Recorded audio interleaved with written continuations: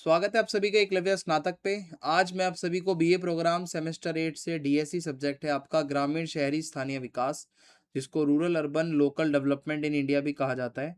तो इसके कुछ मोस्ट इम्पोर्टेंट जो टॉपिक्स बनते हैं इस पूरे सब्जेक्ट से आपके, वो मैं आपको करवाने वाला हूँ। तो चलिए वीडियो को आगे बढ़ाते हैं। कोई क्वेरी होती है तो आप एकलव्य स्टडी पॉइंट इंस्टाग्राम पे मैसेज कर सकते हैं। तो सबसे पहले तो मैं आपको बताना चाहूँगा कि भारत में ग्रामीण और शहरी विकास का अर्थ समय के साथ बदलता रहा है। ठीक है? क्या इसका अर्थ है, मैं आपको आगे बताऊँगा। और ये बदलाव समाज, अर्थव्यवस्था और राजनीति से जुड़ा हुआ था। जैसे ग्रामीण और शहरी क्षेत्र का अर्थ क्या होता है अगर मैं आपको बताऊँ, तो भारत में अगर आप किसी भी क्षेत्र को कहते हो भाई ये गाँव का है या शहर का है, तो उसके लिए कुछ आपको जनगणना का डेटा देखना पड़ता है। अगर कोई ग्रामीण क्षेत्र होगा तो उसमें गाँव होगा प्रॉपर, वो खेती-बाड़ी होती होगी, प्राकृतिक संसाधन मौजूद होंगे और वो पंचायत से जुड़ा हुआ क्षेत्र होगा। और वहीं अगर कोई शहर होगा तो वो पूरा नगर होगा, वहाँ फैक्ट्रियाँ होंगी, वहाँ व्यापार होता होगा, लोग नौकरी करते होंगे, बाजार होगी, नगर पालिका बोर्ड होगा। तो ये सारा कुछ बेसिक सा डिफरेंस है। थोड़ा-सा अगर आप इतिहास में पीछे जाओगे तो भारत में गाँव और शहर हमेशा एक दूसरे से जुड़े रहे हैं। ऐसा नहीं है कि गाँव को शहर की ज़रूरत नहीं है और शहर को गाँव की ज़रूरत नहीं है। देखो, गाँव शहरों को अन्न देता है, श्रमिक देता है, संसाधन देता है और शहर गाँव को बाज़ार देता है, रोज़गार देता है और सुविधाएँ देता है। तो दोनों ही एक दूसरे से काफ़ी ज़्यादा कनेक्टेड हैं। अब अगर थोड़ा-सा संविधान की बात करें, तो भारत में स्थानीय लेवल पर जो स्थानीय शासन होता है, उसको मजबूत करने के लिए कुछ बदलाव किए गए थे। जैसे 73वां संशोधन जब संविधान का हुआ था, तो गाँव के क्षेत्रों में पंचायती राज संस्थाएँ आई थीं, यानी कि गाँव में एक पंचायत होगी, जो गाँव के लेवल के जितने भी कार्य हैं, वो करेगी। फिर उसके बाद 74वां संशोधन किया गया था, ये शहरी क्षेत्रों के लिए किया गया था कि शहरों में नगर पालिका होगी, ठीक है? नगर निगम होगा, जो शहरों के लिए काम करेगा। अब ग्रामीण शहरी विकास की कुछ मुख्य समस्याएं हैं जो मैं आपको बताना चाहूँगा। तो भारत में स्थानीय विकास के सामने बहुत सी चुनौतियाँ आती हैं। भूमि की समस्या है, पानी की कमी है, आवास की समस्या है, साफ-सफाई की कमी है, पर्यावरण प्रदूषित हो रहा है, जल निकासी कहीं पर सही से है तो कहीं पर नहीं है, कहीं साफ-सफाई नहीं है। तो ये सारी की सारी समस्याएँ आज की डेट में हैं। स्थानीय विकास का उद्देश्य क्या है, थोड़ा इसको समझ लेते हैं। देखो, स्थानीय यानी कि लोकल डेवलपमेंट, तो लोगों को बेहतर सुविधाएँ देना, ठीक है? जितना ज़्यादा हो सकता है लोगों तक सुविधाएँ पहुँचे। गाँव और शहर का संतुलित विकास हो, एक तरीके से बैलेंस बना रहे। ऐसा ना हो शहर ज़्यादा आगे बढ़ गए, गाँव बहुत पीछे रह गए। गरीब और कमज़ोर वर्गों को पूरा फ़ायदा पहुँचे। साफ-सुथरा और सुरक्षित वातावरण हम बना पाएँ। रोज़गार और जीवन का स्तर बढ़े, ठीक है? ये इसका उद्देश्य होता है। तो ग्रामीण और शहरी विकास में कुछ संस्थाएँ होती हैं, जिनका काम बहुत महत्वपूर्ण होता है। मेनली यही वो संस्थाएँ हैं, जो विकास के लिए काम करती हैं। ग्राम पंचायत हो गई, पंचायत समिति हो गई, नगर पालिका हो गई, नगर निगम हो गया, जिला परिषद हो गई। तो ये ही वो कुछ संस्थाएँ हैं, जो मिलकर इस लोकल डेवलपमेंट के लिए काम करती हैं। तो भारत में ग्रामीण और शहरी क्षेत्रों की समझ की बात करें, तो भारत में ग्रामीण और शहरी क्षेत्रों को समझना बहुत ज़रूरी है, क्योंकि सरकार योजनाएँ गाँव के लिए अलग बनाती है, शहरों के लिए अलग होती हैं, सुविधाएँ और संसाधन भी अलग होते हैं। तो ग्रामीण क्षेत्र क्या है, जहाँ पर ज़्यादातर मुख्य रूप से लोग खेती का काम करते हों, है ना? जहाँ पशुपालन एक पारंपरिक काम हो, जहाँ लोग अपने जानवर वगैरह पालते हों, जहाँ की आबादी कम होती हो और प्राकृतिक वातावरण थोड़ा ज़्यादा रहता हो और लोग गाँव में रहते हों। तो वो एरिया ग्रामीण क्षेत्र आपका कहलाता है। शहरी क्षेत्र क्या है भई? जहाँ पर नगर, कस्बे और शहर होते हैं, जहाँ फैक्ट्री है, व्यापार है, नौकरी है, जनसंख्या ज़्यादा है, बाज़ार है, सड़कें बनी हैं, अस्पताल जैसी सुविधाएँ हैं, नगर पालिका या नगर निगम है। तो जनगणना के अनुसार अगर मैं आपको बताऊँ कि जनगणना किसी क्षेत्र को शहरी मानने के लिए कुछ आधार देखती है। एक वो कुछ पॉइंट्स देखे जाते हैं कि उसके बाद डिसाइड होता है कि वो शहर है या शहर नहीं है। सबसे पहले तो मिनिमम जनसंख्या कितनी होनी चाहिए, जनसंख्या घनत्व कितना होना चाहिए, कितने लोग ऐसे हैं जो खेती-बाड़ी के अलावा अन्य कामों में लगे हुए हैं, प्रशासनिक संस्था जैसे कि नगर पालिका वगैरह है या नहीं है। तो इसी के बाद ये डिसाइड होता है कि वो जो आपका क्षेत्र होगा, वो शहरी है या ग्रामीण है। ग्रामीण क्षेत्र की बात करूँ, तो ग्रामीण क्षेत्र शहरी मानकों को पूरा नहीं कर पाते, तो वो ग्रामीण की कैटेगरी में आ जाते हैं। यहाँ लोग खेती करते हैं, आबादी कम होती है, जीवन बहुत सिंपल होता है, पारंपरिक ट्रेडिशनल होता है, पंचायत की व्यवस्था होती है। अब भारतीय जनगणना के अनुसार शहरी क्षेत्र कौन सा होता है, अगर मैं आपको बताऊं, जहाँ की जनसंख्या बहुत ज्यादा है, कम से कम 5,000 या उससे ज्यादा लोग अगर कहीं रहते हैं तभी आप उसको शहर कहोगे, और लगभग 400 व्यक्ति प्रति वर्ग किलोमीटर पर रहते हो तभी वो शहर कहलाएगा। वहां नगर निगम हो, नगर परिषद हो, नगर पालिका, कोई ना कोई एक संस्था इसमें से हो, और ज्यादातर लोग खेती के अलावा दूसरे काम को करते हो। अब दूसरा काम क्या है, चाहे फैक्ट्रियों में काम करना है, बिजनेस हो गया, परिवहन का काम, ड्राइवरी वगैरह हो गया, पढ़ाना, डॉक्टर, आईटी क्षेत्र में, है ना, नोएडा, गुरुग्राम, पुणे, ये ऐसे शहर हैं जहां पर ज्यादातर लोग, बहुत ज्यादा हैवी जनसंख्या में लोग रह भी रहे हैं, और वहां पर फैक्ट्रियां भी बहुत ज्यादा हैं, और वहां पर व्यापार वगैरह भी बहुत ज्यादा होता है, और आईटी और सेवा का क्षेत्र बहुत ज्यादा विकसित हो रहा है इन क्षेत्रों में, और वहाँ नगर प्रशासन, नगर पालिका, नगर निगम, ये सब मौजूद है। तो आई होप यहाँ तक आपको ये समझ में आ रहा होगा।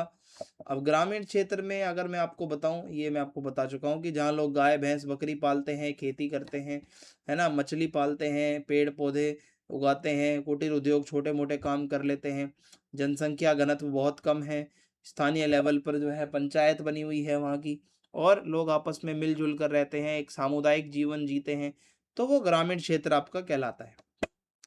अब ग्रामीण क्षेत्रों में सुविधाएं बहुत कम होती हैं, जैसे परिवहन की कमी होना, अच्छे हॉस्पिटल ना होना, अच्छे स्कूल कॉलेज ना होना, फैक्ट्रियां ज़्यादा नहीं होती, रोजगार के अवसर बहुत कम होते हैं।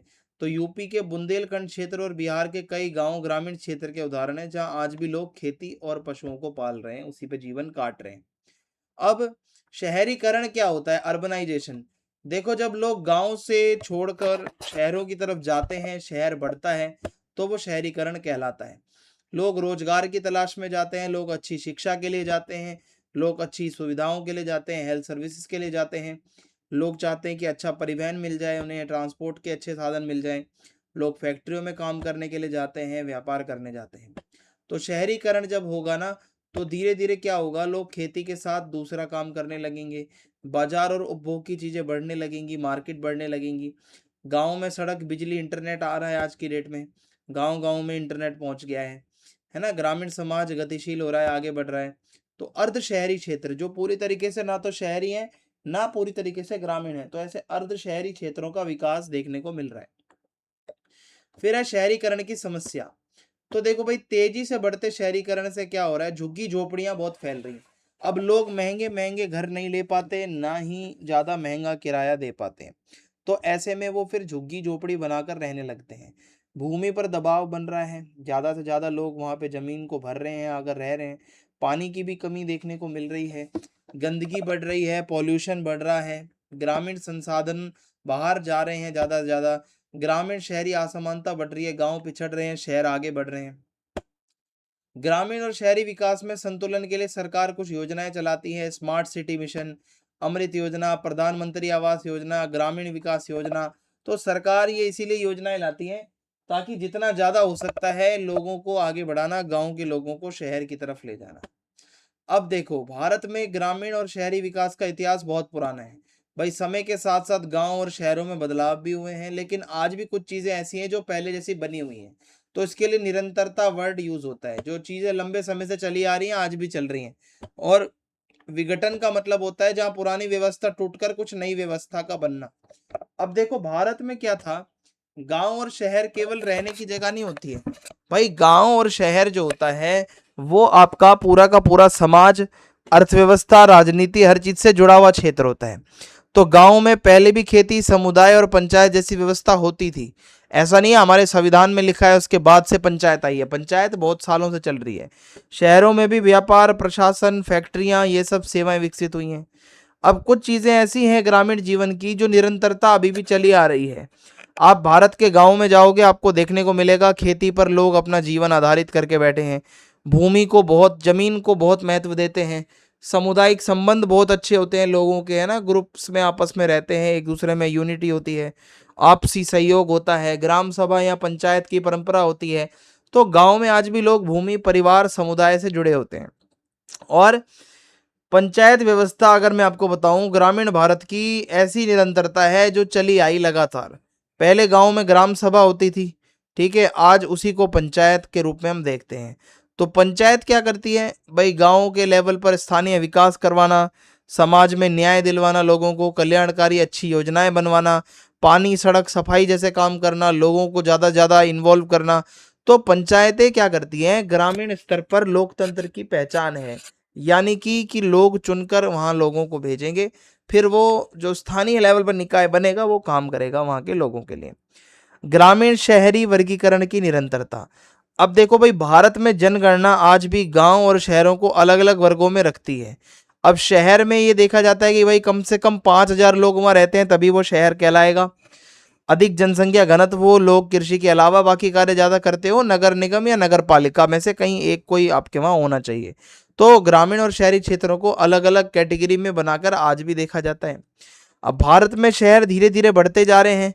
अब शहरी जब विकास होगा तो रोजगार के अवसर मिलेंगे, परिवहन ज़्यादा अच्छा मिलेगा, आपको आवास की सुविधाएं मिलेंगी, जल मिल जाएगा, हॉस्पिटल है ना, स्कूल्स, कॉलेजेस, व्यापार, बिजनेस सब मिलेगा शहर में। तो शहरीकरण अचानक नहीं होता, एक लंबी प्रक्रिया होती है। और ग्रामीण शहरी अंतर बढ़ता जा रहा है। समय के साथ साथ क्या हो रहा है कि शहरों में सुविधाएं ज़्यादा हैं, सड़क, हॉस्पिटल, शिक्षा, रोजगार, बिजली, पानी, परिवहन। तो गांव में इस चीज़ की कमी रहती है, अच्छे हॉस्पिटल नहीं होते, या स्कूल कॉलेज अच्छे नहीं होते, या नौकरियां नहीं मिलती, फैक्ट्रियां कम होती है, परिवहन की समस्या होती है। तो ये सारी बातें हैं। अब यहाँ पे 73वां और 74वां संशोधन क्या है, इसको सुन लीजिए एक बारी। कि देखो इन संशोधन, ये जो संशोधन हुए हैं यानी कि बदलाव, संशोधन यानी अमेंडमेंट, बदलाव करना। तो हमारे संविधान में जब बदलाव हुए, तो 73वां जब बदलाव हुआ, अमेंडमेंट हुआ, तो गांव के अंदर पंचायती राज संस्थाओं को ये किया गया कि हाँ भाई एक संवैधानिक दर्जा मिल गया कि पंचायत जो है वो होगी। 74वां संशोधन शहरों से रिलेटेड था कि शहरों में जो है नगर निगम होगा, नगर पालिका बोर्ड होंगे। तो इससे ग्रामीण शहरी दोनों स्तर पर शासन अच्छे से चलेगा। अब गांव और शहरों की शासन व्यवस्था अलग हो गई। गांव में क्या है, ग्राम पंचायत, पंचायत समिति, जिला परिषद के माध्यम से ये पूरा सिस्टम चलता है। और इसका ध्यान रहता है गांव का विकास कैसे हो, कुछ अच्छी कल्याणकारी योजनाएं हैं तो वो डिस्कस की जाती हैं। फिर है शहरी शासन। तो नगर पालिका और नगर निगम यहाँ पर होता है, म्यूनिसिपल कॉरपोरेशन। और ये कैसे हम साफ सफाई रख सकते हैं, पानी कैसे लोगों तक पहुंचाना है, ठीक है, कैसे प्लानिंग करनी है, इसके ऊपर ज़्यादा ध्यान देते हैं। तो शहरों में रोजगार और सुविधाएं बढ़ी हैं, तो लोग भाई गांव से शहरों की ओर निकलने लगे हैं, अच्छी नौकरी के लिए, पढ़ाई के लिए, अच्छे इलाज के लिए, फैक्ट्रियों के में काम करने के लिए, है ना, व्यापार करने के लिए। लेकिन इससे गांव में खेती और ग्रामीण अर्थव्यवस्था पर दबाव पड़ रहा है, क्योंकि गांव के लोग ही बाहर जा रहे हैं। तो कई बार क्या होता है, विकास की जो योजनाएं होती है ना, उसमें शहरों पे ज़्यादा फोकस होता है। कोई भी गवर्नमेंट है अगर डेवलपमेंट का प्रोजेक्ट बनाती है तो वो क्या कर रही है, शहरों को ज़्यादा प्रायोरिटी दे रही है। तो इससे क्या है कि ग्रामीण क्षेत्रों को लगेगा भाई हमें तो इग्नोर किया जा रहा है। सो ऐसे में क्या हो रहा है, शहर तेजी से आगे बढ़ रहे हैं, गांव पीछे रह जाते हैं, गांव से शहर पलायन बढ़ रहा है, शहरों में झुग्गी झोपड़ी बढ़ती है, संसाधनों पर दबाव बढ़ता है। अब बात करें भारत के अंदर विकास की, तो देखो भाई भारत में विकास की शुरुआत एकदम नहीं हुई थी, एक लंबी ऐतिहासिक प्रक्रिया है जिसको समझने के लिए कुछ बातें आपको समझनी होंगी। तो सबसे पहले तो ब्रिटिश शासन में जब अंग्रेजों का टाइम था, तो भारत की जो अर्थव्यवस्था है वो उस तरीके से बना रखी थी जिससे अंग्रेजों का ज़्यादा फायदा हो। तो इसकी वजह से यहाँ के लोगों को संकट आया कृषि में, हमारी फैक्ट्रियाँ जो है वो कमज़ोर हो गई, गरीबी बढ़ गई, असमानता बढ़ गई, संसाधन ज़्यादा से ज़्यादा उसका दोहन होने लगा, अंग्रेजों ने सारे संसाधन लूट लिए। ब्रिटिश सरकार ने रेल, डाक, कानून, प्रशासन ये सब एक स्ट्रक्चर बनाए, लेकिन मेनली भारत का विकास करने के लिए नहीं, अपना फायदा निकलवाने के लिए इन्होंने ये सब बनाया। अब देखो स्वतंत्रता आंदोलन जब चल रहा था तो उस समय भारतीय नेताओं ने ये सोचना शुरू कर दिया था कि भाई आज़ादी के बाद भारत का विकास हमें कैसे करना है। तो सिर्फ पैसा कमाना ही विकास नहीं होता, गरीबी भी हटानी है, समाज में न्याय लाना है, समानता बढ़ानी है, सभी लोग बराबरी के साथ जी सकें, है ना, एक आत्मनिर्भर भारत बनाना है कि किसी दूसरे देश पर अपने को निर्भर ना रहना पड़े, और देश का निर्माण करना है, राष्ट्र निर्माण करना है। तो 1947 के बाद क्या हुआ, भारत ने एक योजनाबद्ध तरीके से विकास का रास्ता अपनाया, यानी सरकार योजनाएं बनाएंगी और देश को आगे बढ़ाएंगी। तो इसी को मिश्रित अर्थव्यवस्था भी आगे कहा गया, जिसमें कुछ सेक्टर होंगे जो सरकारी होंगे, कुछ सेक्टर प्राइवेट कंपनियों के पास होंगे। तो सरकार ने भाई एजुकेशन, हॉस्पिटल्स एंड हेल्थ, उद्योग, कृषि, रोजगार पर ज़्यादा ध्यान दिया। अब भारत में देखो विकास की सोच ब्रिटिश काल से ही शुरू हुई थी।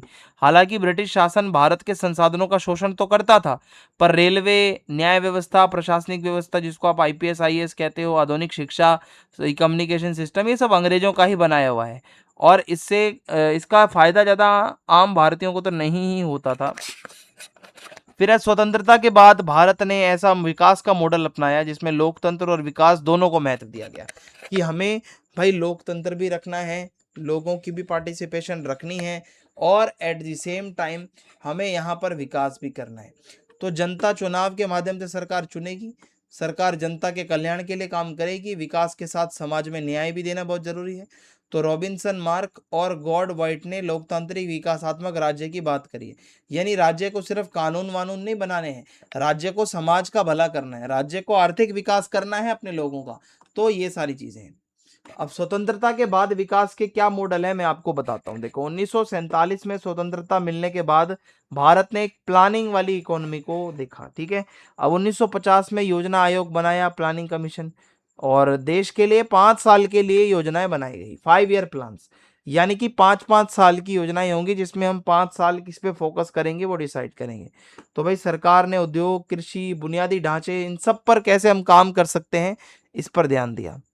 अब देखो विकास के मुख्य लक्ष्य क्या होते हैं। नए कारखाने स्थापित किए गए, ठीक है, औद्योगिकरण और भारी भारी उद्योगों को बढ़ावा दिया गया। ये बात हम आज़ादी के बाद की कर रहे हैं। रोजगार के अवसर बढ़ाने का प्रयास किया गया। उसके बाद है कृषि सुधार। तो भाई जितना ज़्यादा हो सकता है खेती को सुधारने की बात की गई। किसानों को नई नई टेक्नोलॉजी दी जाएगी, नई नई सुविधाएं दी जाएंगी। फिर हरित क्रांति आ गई जहाँ पे हमारा प्रोडक्शन और अच्छा हो गया और ज़्यादा बढ़ गया। तो सड़कें, रेल, बिजली, सिंचाई परियोजनाएं, इनको विकसित किया गया। ये सब बातें हैं। अब मिश्रित अर्थव्यवस्था क्या है, मिक्स्ड इकोनॉमी। यानी कि कुछ चीजें हैं जो सरकार के अंडर में होंगी, रेलवे, बिजली, है ना, इस्पात की फैक्ट्री हो गई, बड़े बड़े सामाजिक जो अंडरटेकिंग्स हैं वो हो गए सार्वजनिक वाले। प्राइवेट में आपका व्यापार, छोटे मोटे फैक्ट्रियां, सेवाएं, कंपनियां, ये सब आ जाता है।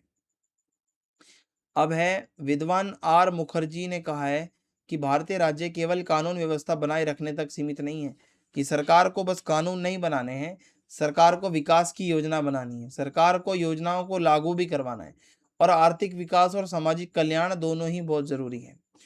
अब है समाज और विकास, अंतर विरोध एवं असमानताएं। देखो विकास सभी तक नहीं पहुंच पाता है, ऐसा नहीं है हमारे इंडिया में जितने भी लोग रह रहे हैं वो सारे विकसित हैं, तो ये तो किसी एंगल से भी सही स्टेटमेंट नहीं होगा।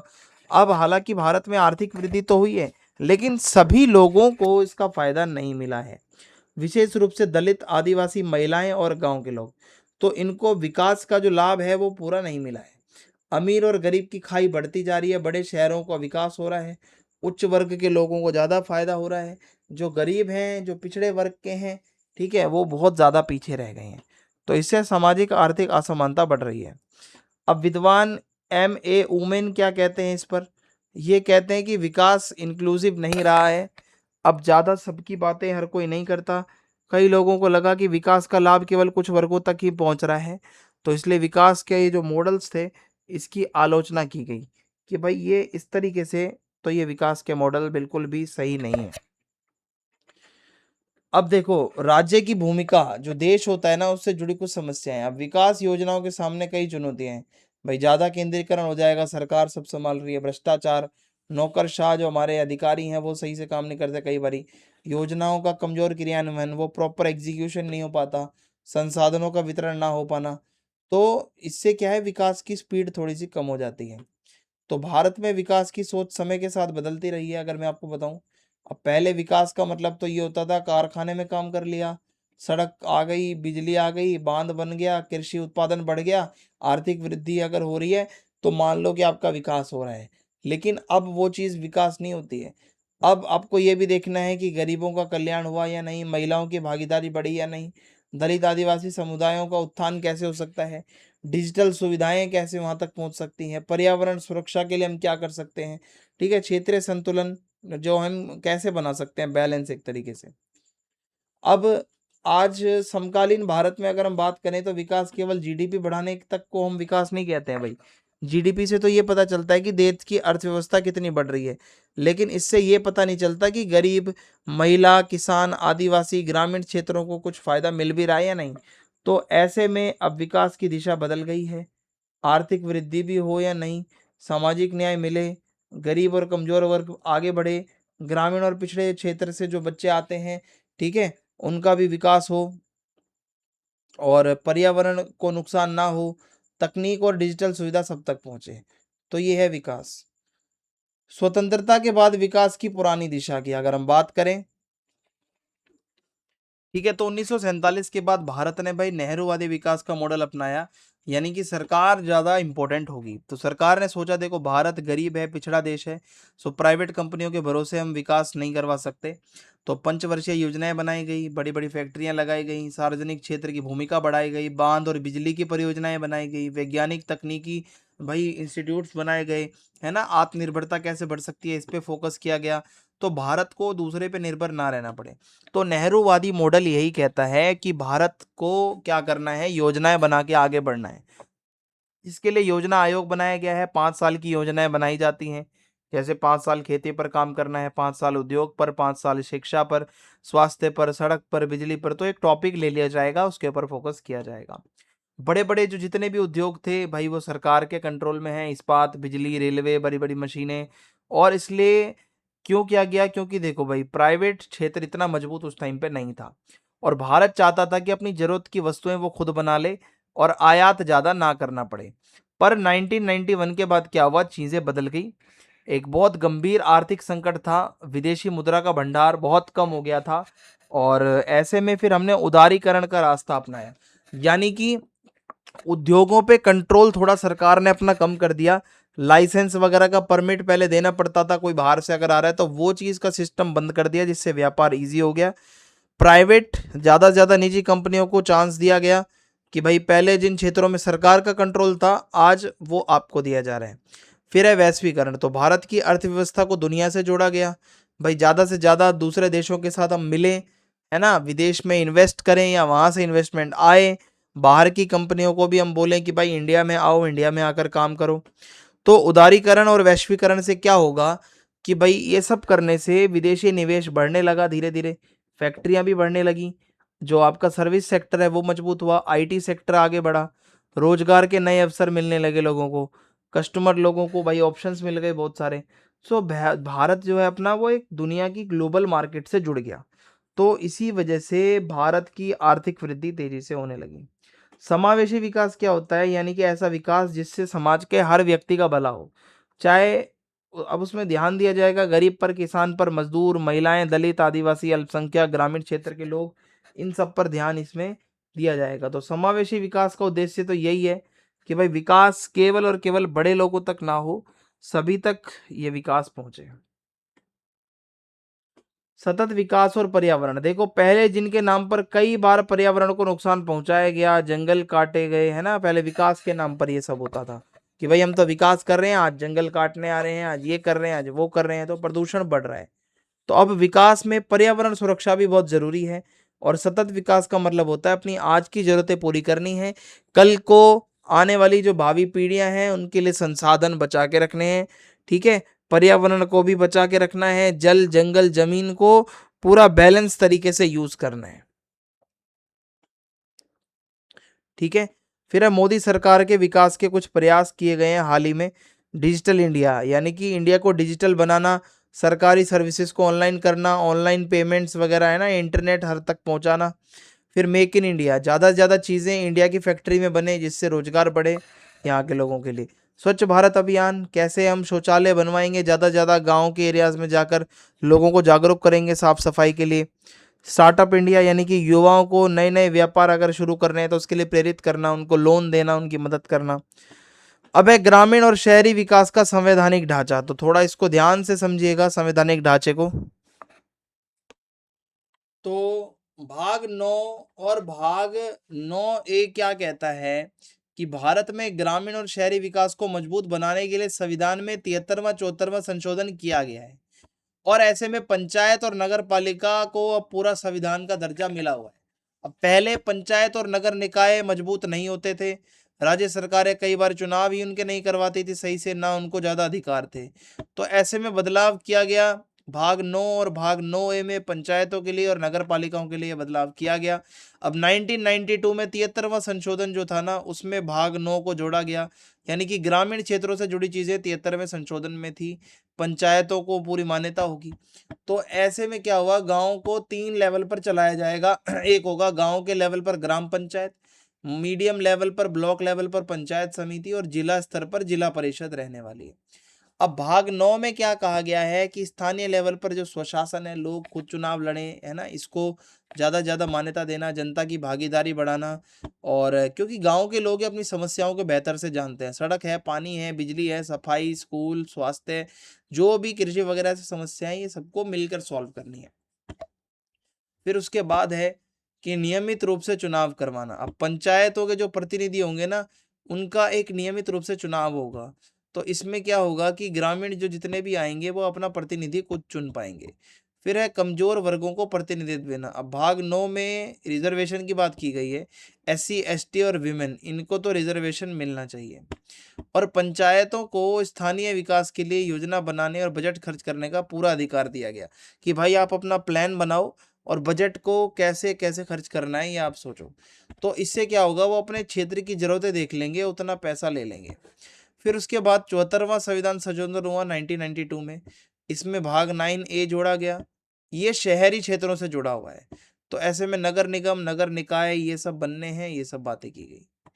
फिर है भाग 9A के मेन उद्देश्य क्या है कि शहरी शासन जो हमारा है उसको मजबूत करना है, शहरों में विकास को करना है प्रॉपर प्लानिंग करके, उसके बाद कुछ हो पाएगा।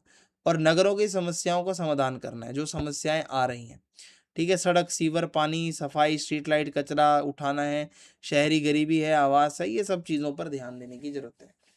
और नगरों में रहने वाले लोग चुनाव द्वारा अपने पार्षद को चुनते हैं और शहरी शासन में जनता की भागीदारी बढ़ती है, ठीक है, जब पार्षद चुनते हो आप। अब 9 और 9A का महत्व क्या है, देखो दोनों में ही ये क्या है कि बस प्रशासन नहीं चलाना, लोकतंत्र नीचे लेवल तक पहुंचना चाहिए, इसके ऊपर फोकस करना है। तो लोकतांत्रिक विकेंद्रीकरण हो, सत्ता केवल एक PM के हाथ में या प्रेसिडेंट के हाथ में ना हो, सभी तक पहुंचे पावर। स्थानीय समस्याओं को स्थानीय लेवल पर सॉल्व करने के लिए स्थानीय समाधान ढूंढा जाए। सामाजिक न्याय, कोई भी समाज में ऐसा व्यक्ति ना रहे जिसके साथ अन्याय हो रहा हो। महिलाओं को हो सके तो रिजर्वेशन दो जितना ज्यादा पॉसिबल है। दलितों और आदिवासियों का प्रतिनिधित्व किया गया इसमें कि क्यों भाई दलित और आदिवासी कोई क्यों नहीं है ना। और ग्रामीण और शहरी विकास, सरकार की जवाबदेही, ये सारी चीजें होती हैं। अब भाग 9A नगर पालिकाओं का प्रावधान है। भारतीय संविधान के 9A में 1992 में क्या हुआ था, 74वां संविधान संशोधन अधिनियम करके इसमें ये जोड़ा गया था ये भाग। तो मेन मकसद था जो अर्बन लेवल पे शहरी जो आपके स्थानीय निकाय होते हैं उनको संवैधानिक दर्जा देना, कॉन्स्टिट्यूशन से गारंटी दिलवाना और शहरों के विकास में जनता की भागीदारी को बढ़ाना है। तो इसी इसमें क्या है कि भाई नगर पालिका, नगर निगम, नगर पंचायत से जुड़ा हुआ टॉपिक है। तो इसके लिए शहरी शासन लोकतांत्रिक, जवाबदेह और प्रभावी कैसे बना सकते हैं उस पर फोकस करना है। अब भाग 9A क्या, इसके मेन उद्देश्य क्या है कि शहरी स्थानीय स्वशासन को मजबूत बनाना है, ठीक है। तो भाग 9A नगर पालिका और नगर निगमों की संवैधानिक मान्यता देता है। अब इससे क्या होगा कि भाई शहरी लेवल पर भी स्थानीय संस्था मजबूत होगी, जनता की भागीदारी बढ़ेगी, स्थानीय समस्याओं का समाधान ईजी हो जाएगा। लोकतांत्रिक शासन को बढ़ावा देना। अब देखो भाई शहरों में रहने वाले जो नागरिक होते हैं ना, वो अपने प्रतिनिधि को चुनते हैं वोटिंग करके।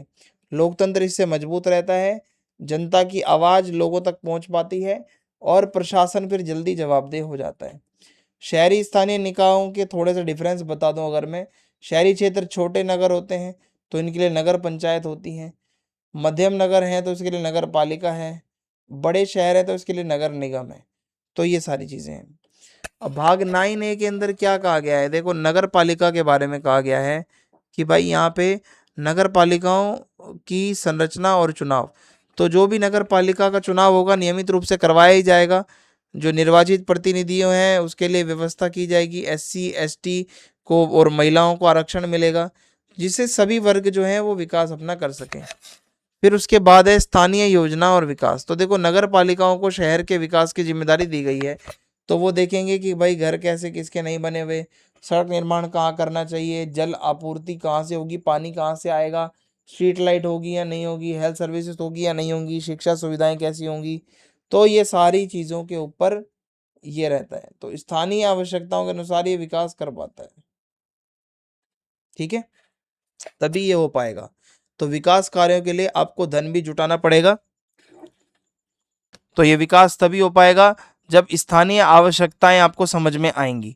फिर है वित्तीय स्वायत्ता। अब भाग 9A के तहत जो नगर पालिकाएं हैं ना, उनको पूरा अधिकार है, वो टैक्स लेगा, वही टैक्स लगा सकती हैं, शुल्क वसूल सकती हैं, और अगर विकास कार्य करना है तो पैसे जुटा भी सकती हैं। जैसे संपत्ति का टैक्स हो गया, पानी पे टैक्स हो गया, सफाई का टैक्स हो गया, ताकि आर्थिक रूप से मजबूत रहें। फिर उसके बाद है नागरिक सहभागिता और जवाबदेही। अब 9A में कहा गया है कि ये केवल प्रशासन तक सीमित नहीं है, बल्कि ये सुनिश्चित करता है कि नागरिक भी भागीदार हैं इसमें, ट्रांसपेरेंसी भी होगी, अकाउंटेबिलिटी भी होगी। तो इससे क्या है, स्थानीय सरकारें जनता के प्रति उत्तरदायी बन रहेंगी भाई। ये नहीं है कि अपनी मनमर्जी से कोई कुछ भी काम कर रहा है और उसको कोई बोलने वाला नहीं होगा। अब 74वें संशोधन में एक ये बात भी कही गई थी कि महिलाओं को भी प्रतिनिधित्व देना है, SC ST समुदाय के लोगों की भागीदारी बढ़ानी है, सभी नागरिकों को भाई विकास पहुंचाना है। अब भारतीय संविधान का जो भाग 9 है पंचायत, और भाग 9A है नगर पालिका, इसने ग्रामीण और शहरी विकास को कैसे मजबूत किया जा सकता है, इसमें बहुत बड़ी भूमिका निभाई है। तो इन प्रावधानों ने भाई विकास को केवल सरकार तक सीमित नहीं रखा है, बल्कि जनता को भी इसका भागीदार बना दिया है। अब भाग 9 है ग्रामीण विकास से जुड़ा हुआ, और भाग 9A है शहरी विकास से जुड़ा हुआ। तो संवैधानिक ढांचे का यही महत्व होता है कि इससे लोकतंत्र अच्छा होता है। पहले ज्यादातर निर्णय राज्य और केंद्र सरकार लेते थे, अब क्या होगा, गांव और शहर अपने जुड़े हुए मुद्दे अपने खुद डिसीजन ले पाएंगे, स्थानीय लोगों की भागीदारी बढ़ेगी। तो लोकतंत्रों को गांव और शहरों तक पहुंचाया गया है। तो स्थानीय स्वशासन को संवैधानिक मान्यता, तो 73वां 74वां संशोधन जो है पंचायत और नगर पालिकाओं से जुड़ा हुआ है, संविधानिक इसका दर्जा है, यानी कि स्थानीय निकायों की स्थिति इससे मजबूत हुई है, सरकार आसानी से तो इसे खत्म नहीं कर सकती, और उनका अधिकार सुरक्षित हुआ है। अब जनता की भागीदारी कैसे बढ़ी है, देखो, विकास योजनाओं में स्थानीय लोगों की राय पूछी जाती है। गाँव में सड़क कहाँ बननी चाहिए, पानी की व्यवस्था कैसी होनी चाहिए, और शहर में सफाई और पार्क कहाँ होंगे, तो इससे जनता से पूछा जाता है, जनता से सारी चीजें पूछकर उसके बाद आगे कुछ होता है। विकास योजनाओं का बेहतर क्रियान्वयन, तो स्थानीय निकाय क्या करते हैं, अपनी समस्याओं को बेहतर समझते हैं, इसलिए योजनाएं ज़्यादा प्रभावी होती हैं, स्थानीय जरूरतों के अनुसार ही विकास होता है और काम जल्दी पूरा होता है। फिर है आर्थिक और प्रशासनिक स्वायत्ता। देखो, पंचायत और नगर पालिकाओं को बजट बनाने का पूरा अधिकार है, कर वसूलने का भी अधिकार है, और विकास योजनाओं को लागू करने का भी पूरा अधिकार दिया गया है। इसलिए क्या है, विकास कार्य ये लोग अपने लेवल पर कर सकते हैं। और संविधान ने इन स्थानीय निकायों में रिजर्वेशन का भी सिस्टम बनाया है। महिलाओं के लिए सीट रिजर्व होती है, SC ST के लिए रिजर्व होती है, जिससे कि जो कमजोर वर्ग के लोग हैं ना, वो भी शासन में आगे आ पाएंगे।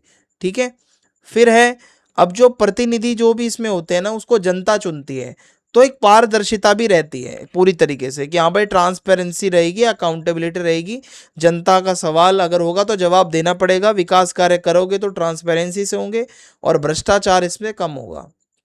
और स्थानीय निकाय ये सुनिश्चित करेंगे कि भाई विकास का लाभ सभी तक पहुंचे, गरीब पिछड़े वर्ग के लोगों तक सुविधाएं पहुंचे, संसाधनों का वितरण समान रूप से हो। तो अब यहाँ पे क्या है, ग्रामीण क्षेत्र में सड़क, सिंचाई, शिक्षा, स्वास्थ्य, कृषि विकास, ठीक है, ये सारी चीज़ें। शहरी क्षेत्र में जलापूर्ति, सफाई, परिवहन, आवास, शहरी नियोजन, ये सबको बढ़ावा मिला है। गाँव के ये मुद्दे हैं, शहरों के ये मुद्दे हैं। अब जिला योजना समितियां क्या करती हैं, DPC। देखो, अब जिला योजना समिति जिले के विकास की योजना बनाने की एक समिति है कि इस जिले को कैसे आगे बढ़ाना है। तो गांव और शहर की योजनाओं को जोड़ना है, जिले की जरूरतों के अनुसार विकास की योजना बनानी है, योजनाओं का सही से क्रियान्वयन करवाना है। तो DPC पूरे जिले के विकास को एक साथ देखकर योजना बनाती है। अब देखो, एक जिले में गांव भी होते हैं, शहर भी होते हैं, तो गांव की जरूरत अलग है, शहर की अलग है। गांव को चाहिए सिंचाई की सुविधा, सड़क, स्कूल, स्वास्थ्य केंद्र, कृषि सुविधा। शहर को चाहिए सीवर लाइन, कचरा सही से साफ हो, सड़क, पानी, ट्रैफिक की समस्या से निजात। तो DPC क्या है, ये कमेटी इन सभी जरूरतों को मिलाकर एक संतुलित, एक बैलेंस लेवल पर जिला विकास की योजना बनाती है, उस जिले को आगे बढ़ाने के लिए। अब DPC मेन काम क्या करती है कि पंचायतों और नगर पालिकाओं की योजनाओं को जोड़कर फिर देखती है क्या हो सकता है, इससे योजनाएं बार बार रिपीट नहीं होंगी, पैसा सही जगह खर्च होगा। फिर है डीपीसी, ये देखती है कि जिले के सभी क्षेत्रों को जरूरत के अनुसार धन मिले, फंडिंग सही सबसे मिले, ठीक है, बजट वगैरह सही रहे। तो इससे गरीब, पिछड़े और दूर दराज के क्षेत्रों का भी विकास हो पाएगा। अब डीपीसी ये भी देखती है कि योजनाएं सही से लागू हो रही हैं या नहीं, तो इसकी जवाबदेही पूरी होती है, ट्रांसपेरेंसी के साथ काम होता है। तो भाई जिले के विकास को कैसे करना है, इसके लिए डीपीसी इंपॉर्टेंट है। गांव और शहर का बैलेंस बनाने के लिए इंपॉर्टेंट है। जनता की जरूरतों के अनुसार योजना बनाती है और गरीब और कमजोर वर्गों तक विकास पहुंचे और स्थानीय शासन मजबूत हो। एमपीसी क्या होती है? महानगर योजना समिति। ये बड़े शहरों में, महानगरों में होती है, ठीक है, जहाँ की जनसंख्या 10 लाख से ज़्यादा होती है। तो इसका संवैधानिक आधार अनुच्छेद 243 जेडी है। अब ये क्या है कि बड़े बड़े महानगरों में बहुत समस्याएं आती हैं, ट्रैफिक, रहने की कमी, घर नहीं होते, पानी की समस्या, कचरा, प्रदूषण, तो ये सारी समस्याएं जो लिखी हुई हैं। तो इसको हल करने के लिए अलग अलग नगर निकायों और सरकारों के बीच तालमेल जरूरी है और ये पूरा काम एमपीसी का होता है। ठीक है, सबसे पहले तो एमपीसी पूरे महानगर क्षेत्र की एक योजना बनाती है, सड़क, परिवहन, आवास, जलापूर्ति, स्वास्थ्य, शिक्षा, पर्यावरण सबको देखते हुए। और महानगरों में बहुत सारी एजेंसियां काम करती है, नगर निगम भी होता है, नगर पालिका भी होता है, राज्य सरकार है, परिवहन विभाग है। तो एक सबसे तालमेल बनाकर हमें चलना होता है।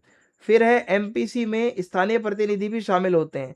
तो ऐसे में जनता जो है वो सीधा शामिल हो जाती है डिसीजन मेकिंग प्रोसेस में। अब एमपीसी क्यों जरूरी है? देखो, इससे बड़े बड़े जो महानगर हैं उनका विकास सही से हो पाएगा, संसाधनों का सही यूज हो पाएगा, ट्रैफिक, आवास, पानी जैसी समस्याएं जो है ना, इस पर फिर काम अच्छे से हो पाएगा। और एक शहरी विकास ऐसा होगा कि आने वाली पीढ़ी को दिक्कत नहीं होगी और स्थानीय प्रतिनिधियों की भी भागीदारी बढ़ने लगेगी, जैसा कि इसमें बताया गया है।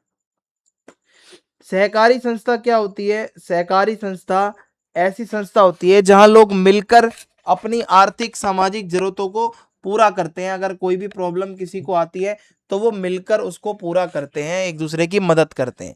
यानी कि एक व्यक्ति एक वोट, सभी सदस्य इसमें बराबर होंगे और लाभ सभी में बांटा जाएगा जो मेंबर होंगे।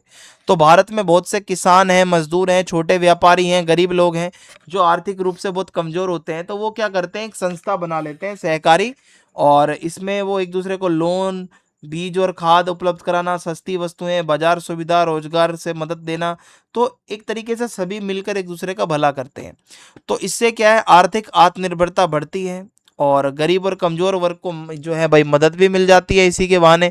और इसके अलावा स्थानीय संसाधन सही से यूज हो पाते हैं, रोजगार के अवसर बढ़ते हैं और लोकतांत्रिक निर्णय की प्रक्रिया मजबूत होती है, सामाजिक न्याय और समानता को बढ़ावा मिलता है। इसके बाद अगला है हमारा टॉपिक, महिला सहभागिता। तो देखो, महिला सहभागिता का मतलब है महिलाएं विकास के मामलों में, शासन की प्रक्रिया में एक्टिव होकर शामिल हों और सिर्फ योजनाओं का लाभ नहीं उठाना बल्कि योजना बनानी भी है, डिसीजन भी लेने हैं, निगरानी भी रखनी है, स्थानीय समस्याओं को भी उठाना है। तो महिलाएं समाज की आधी आबादी होती हैं। अगर विकास में उनकी भागीदारी नहीं है तो समझ लो कि तो विकास अधूरा रहेगा, हमारा समाज बहुत ज़्यादा पिछड़ जाएगा। ठीक है, ऐसा देखने को मिल सकता है अगर महिलाएं पीछे हैं, क्योंकि महिलाएं कई मुद्दों को अच्छी तरह समझती हैं। स्वास्थ्य का मुद्दा हो, शिक्षा का मुद्दा हो, पोषण, पानी, स्वच्छता, बाल विकास, बच्चों को कैसे पालना है, सफाई कैसे करनी है, पानी से रिलेटेड मैटर, पोषण, खाने पीना, है ना, और शिक्षा में भी आजकल महिलाएं बहुत आगे हैं। तो इसलिए उनकी भागीदारी अगर होगी, अगर महिलाएं भी शामिल होगी तो वो योजना और अच्छी हो जाएगी, ठीक है, उपयोगी हो जाएगी योजना। फिर है संवैधानिक प्रावधान क्या है इसके लिए। 73वां 74वां संशोधन हुआ था पंचायत और नगर पालिका वाला, तो उसमें महिलाओं को भी रिजर्वेशन की बात की गई थी। तो अनुच्छेद 243D3 है, जहां पंचायतों में कहा गया है कि महिलाओं के लिए सीट आरक्षित रहेगी। वहीं अनुच्छेद 243T3 है, यहाँ पर नगर पालिकाओं की बात की जा रही है कि वहां पर महिलाओं के लिए सीट रिजर्व रहेगी। तो कम से कम 33% सीटें महिलाओं के लिए आरक्षित रहेंगी। कई राज्यों में 50% तक भी ऐसा होता है। ठीक है, तो ये सब है। अब महिला सहभागिता का फायदा क्या होगा इसको समझ लो। जब महिलाएं ज़्यादा से ज़्यादा शामिल होंगी तो महिलाओं को राजनीतिक अधिकार मिलेंगे बहुत सारे, ठीक है, जिनका वो यूज़ करेंगी। स्थानीय शासन में भी उनकी आवाज़ आएगी, चाहे पंचायत लेवल पे चाहे नगर पालिका लेवल पे, कम से कम महिला अपनी बात रख तो पाएगी। फिर इसके अलावा स्वास्थ्य, शिक्षा, साफ सफाई जैसे मुद्दे हैं, इसके ऊपर महिलाएं काम कर पाएगी। अगर आप उनसे सलाह लोगे, उनको साथ लेकर चलोगे तो ये फायदा होगा। सामाजिक न्याय मजबूत होगा, भाई समाज में सभी को न्याय मिलेगा, समाज में सभी के साथ सही रहेगा अगर महिलाएं शामिल होती हैं। महिलाओं का भी आत्मविश्वास बढ़ेगा कि हम सिर्फ घर के अंदर तक रहने के लिए नहीं बने हैं, हम बाहर रहकर भी बहुत कुछ कर सकते हैं, और विकास जो है वो समावेशी बन पाएगा। ठीक है, तो ये जितने भी टॉपिक्स हैं जो हम यहाँ पे डिस्कस कर रहे हैं, यहाँ से आपके ना बहुत सारे क्वेश्चन उठ सकते हैं। जैसे फॉर एग्जांपल भारत में विकास के मॉडल कौन कौन से थे, है ना, ये आपसे पूछा जा सकता है। शहरी और ग्रामीण क्षेत्र में फर्क कैसे होता है, ये आप कैसे करोगे, है ना, क्या क्या इसके बेसिस होते हैं, ये मैंने आपको बेस बहुत अच्छे से बताया है। किसी क्षेत्र को शहर कब कहते हैं, गांव कब कहते हैं, ये मैंने आपको बता दिया अच्छे से। 73वां 74वां संशोधन पूरा एक क्वेश्चन आ सकता है आपका, जिसमें आपको बताना होगा इसके बारे में बकायदा बहुत अच्छे से। ठीक है, और 1991 के बाद क्या हमारी अर्थव्यवस्था में बदलाव आया, क्या चेंजेस हमने करे, तो ये वाला भी टॉपिक बहुत ज़्यादा इंपॉर्टेंट है, आप इसको कर लेना। उदारीकरण, वैश्वीकरण, निजीकरण वाला। फिर समावेशी जो मतलब विकास है उसके बारे में बात हुई कि भाई सभी का विकास हो, समाज में कोई छूट ना जाए। ठीक है, सतत विकास के बारे में मैंने आपको बता दिया है। और ग्रामीण शहरी विकास का जो संवैधानिक ढांचा है, जो कॉन्स्टिट्यूशनल फ्रेमवर्क है, वो आपको बहुत अच्छे से बता दिया गया है कि भाई अगर 73वां संशोधन है तो वो भाग 9 में है।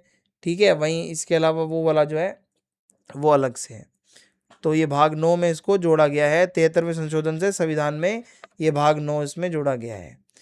फिर उसके अलावा इसके उद्देश्य आपको मैंने अच्छे से बता ही दिए हैं। और जो भाग 9A है, इसमें शहरी संस्थाएं हैं। ठीक है, इसको जोड़ा गया है 74वां संशोधन करके। तो ये सारी चीज़ें हैं भाई, फ्रेमवर्क आपको मैंने समझा दिया है। सहकारी क्या होता है सिस्टम, ये भी मैंने आपको बहुत अच्छे से बता दिया है। समितियां होती हैं, चाहे डीपीसी है, ठीक है, आपको समझ में आ गया होगा, एमपीसी है, ये सारी चीज़ें हैं। ठीक है, महिला सहभागिता क्या है ये आपको बता दिया है।